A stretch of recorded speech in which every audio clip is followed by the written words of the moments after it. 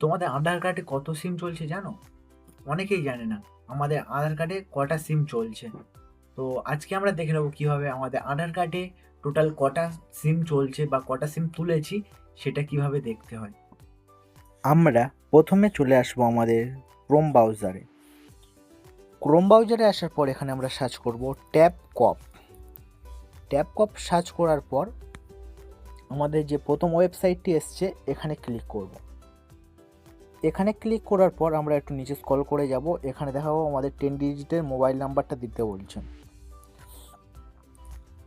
তো এখানে আমাদের মোবাইল নাম্বারটা দিয়ে দেব, তারপর ক্যাপচারটা ফিল করব, তারপর আমরা ভ্যালিড ক্যাপচারটা মারব। তারপর এখানে আমাদের ফোনে একটি ওটিপি আসবে, সেই ওটিপিটা আমরা ফিল করব। আমরা ওটিপিটা দেওয়ার পর লগ ইনে মারব।